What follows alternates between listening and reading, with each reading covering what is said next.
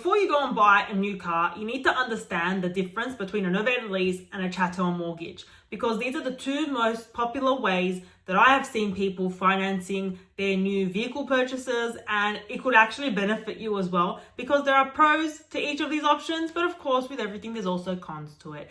And you want to make sure that whatever option you decide to go with, that you are getting the biggest tax benefit that you can and not getting yourself wrapped up in any negative and adverse tax consequences. So let's talk about novated leases and chattel mortgages and help you figure out how you're going to finance your new car. But before we get into all of that, allow me to welcome you to the Wise Accountant YouTube channel. My channel's pretty new. I think this is like my 4th video now. And I wanted to start this channel because I feel like we can talk a lot more about tax in depth on here rather than TikTok and Instagram, which is where things kind of started. If you followed me on there, then you already know. If you haven't, then go check it out. But the whole purpose of this channel is to impart my accounting and tax wisdom to you guys, because throughout my experience as a chartered accountant and registered tax agent, running my own accounting practice now based in Sydney, we help clients across the country, getting them out of all sorts of accounting and tax messes. I've seen it all. I've seen so many foolish things done by business owners.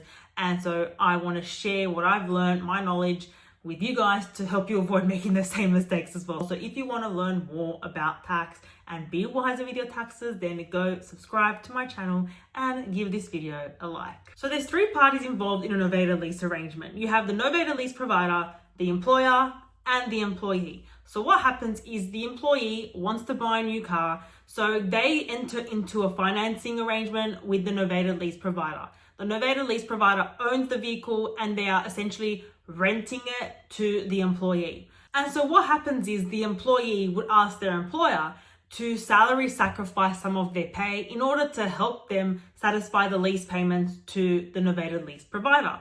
And so the way that it's salary sacrificed is that the employee would have a deduction applied against their wages, and that deduction is a pre-tax deduction, which means that it is from their gross wages, okay? It hasn't been taxed yet. So the employer would apply that deduction and use that deduction, which is equivalent to the lease payments, and pay that to the novated lease provider, therefore satisfying the regular lease payments. And that arrangement provides many tax benefits to the employee, not so much to the employer. We'll get to that in a minute.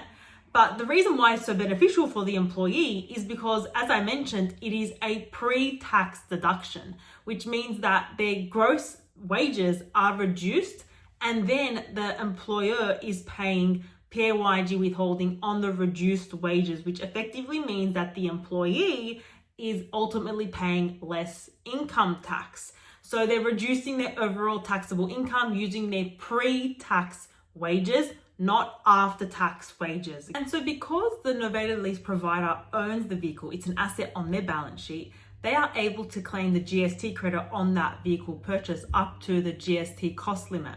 So when they claim that credit, they then pass on the benefit to you as the person leasing the car, because what that means is that your lease payments are now discounted by the equivalent amount of GST that the novated lease provider was able to claim. So again, it's another win. And another benefit of this arrangement for the employee is that those lease payments cover all the ongoing running costs for the car, which basically means that it's all being taken care of for you through that lease payment that you're salary sacrificing, which again sounds like less of a headache and a pretty good deal. So it all sounds good for the employee, but for the employer, they can actually be captured for fringe benefit tax as a result of this arrangement, because essentially the employer is viewed to be providing a fringe benefit to the employee for the value of those lease payments. And so what would happen is that the employer would be liable to pay fringe benefits tax at 47% of the value of those lease payments, which can be pretty significant, particularly if that business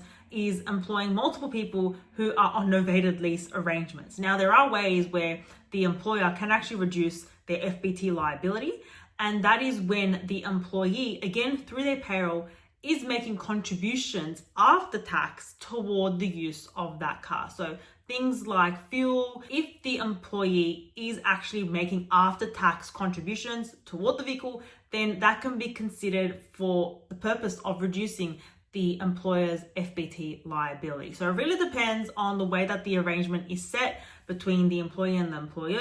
So if you are an employer who does have employees that are salary sacrificing a novated lease, FBT should be front of mind for you because it is a significant tax. 47% is not a little amount. So just make sure you're across it and understand what your tax obligations are. And if you need to consider after-tax contributions and including that as part of the employee's payroll, then that's something that you should do sooner rather than later. And one final comment about novated leases from the employer's perspective, because I get asked this question a lot, is you cannot recognize that vehicle as an asset on your business balance sheet because, as I said earlier, it is not an asset that you own. It is owned by the novated lease provider. It's their asset. They own the vehicle. And so that also means that you cannot claim an income tax deduction through depreciation for the cost of the vehicle because, once again, you do not own it. And you also are not entitled to claim any GST credits on it either.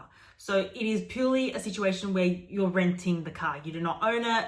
There is no ownership involved in this process. But if you're a business owner who does want to claim that income tax deduction and the GST on that vehicle, then perhaps a chattel mortgage would be more suitable for your situation. So let's talk about it. So unlike a novated lease arrangement, there's only two parties involved in a chattel mortgage, and that is you as the borrower and then the mortgage lender. So a chattel mortgage is where you take out a loan to purchase an asset, and in this situation, the asset would be the vehicle. That vehicle is used as security for the loan. So that basically means that the lender has a legal title on that vehicle until you've fully paid it off. So hypothetically, let's say you defaulted on your payments, you're not able to keep up with them, then the lender can come and repossess the vehicle and take that off of your hands, similar to how the bank has a legal title on your home, and if you don't make payments there, then they can come and seize that property. Unlike a novated lease where you're essentially just renting the car, in this situation, you actually own the vehicle. And so if you are buying a vehicle through a chattel mortgage in your business, you want to make sure that that vehicle is actually going to be used for business related purposes.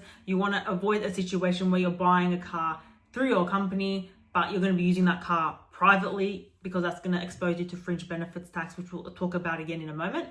But because you now own that vehicle, because it's a mortgage, it's not a lease, you can then recognize that vehicle as an asset on your business balance sheet, which also then means that you can claim a depreciation deduction on that vehicle and also claim the GST credits as well. So it's a great situation from an income tax and GST front. But there's one thing to be aware of for vehicles that are normal passenger vehicles. They are subject to the car cost limit. And so the car cost limit for the 2025 financial year is $69,674, which basically means that if your vehicle is priced above that, then you can claim depreciation only up to that cost limit of $69,674.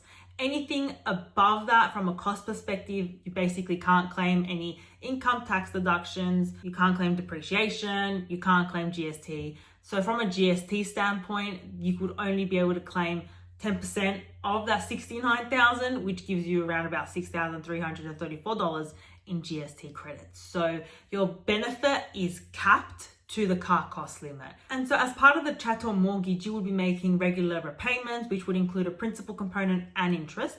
And so the interest that you're paying on that mortgage is also tax deductible to the business. So remember how I said that under a novated lease arrangement, it's those lease payments that are subject to FBT?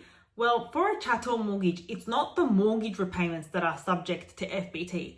It's your private use of that vehicle that is being mortgaged that is subject to FBT. So it's a little bit different. But effectively, if you have a vehicle in your company and say that that vehicle is being used privately, say 50% of the time, and then the other 50% of the time it's being used for business, then that private use percentage is going to be captured for FBT. And the way that FBT is calculated on that vehicle is based on the base value, so the cost of that car. And so the way that you would calculate FBT on that motor vehicle will really depend on what documentation you have maintained throughout the course of the year. There's two methods of calculating car fringe benefits. The first one is the statutory formula method, which is essentially the method that you would use if you haven't maintained documents. And the second method is the operating cost method, which would require you to maintain a logbook over a 12-week consecutive representative period of your business use and private use. So it really depends on what documentation you maintain. But ultimately, you just want to be mindful of the fact that if you have purchased a vehicle through a chattel mortgage in your company and you are using that vehicle privately and even garaging it at home, then you're going to be captured for FBT. But you can reduce the company's FBT liability if the employee makes after-tax contributions toward the use of that vehicle. So that could be processed through payroll, similar to the novated lease situation that I mentioned before. Or it could also involve expenses that the employees actually paid out of their own pocket. So things like fuel, running expenses, servicing, repairs, and whatnot. So you again want to keep track of all of those documentation in order to reduce your FBT liability where possible, because FBT is no joke. You want to avoid it like the plague. But there is a way to avoid FBT altogether for both novated leases and chattel mortgages. And that is if the vehicle that you're purchasing is an electric vehicle. So whilst I may not be a fan of electric cars, if you are, then that might be something you want to consider, because if the electric vehicle that you're purchasing is below the luxury car tax threshold for fuel efficient vehicles, then essentially you are exempt from paying FBT. And so the luxury car tax threshold for fuel efficient vehicles in the 2025 financial year is $91,387. And so the vehicle that you're looking to purchase will need to be below that threshold, below that cost, in order for it to be exempt from fringe benefits tax. So that would be a big win for the business and the employer, because they would essentially be able to provide that benefit to the employee through the novated lease, through the chattel mortgage, and not pay FBT on it. So that is definitely something to consider. It is a very big tax benefit that has been in place for a little while now, but might not be in place forever. So I guess make use of it while you can, if you are someone that doesn't mind driving electric cars. Okay, that is everything you need to know about novated leases, chattel mortgages, the FBT implications, income tax, GST, and the like. So I hope that helps you figure out how you want to finance your next car purchase. I hope that video helped you. And if you haven't already done so, make sure you go subscribe to my channel and give this video a like. If you've got any questions, add them in the comment section. So I will catch you next time, where we'll talk about even more tax. But until then, I hope you stay wise and be blessed.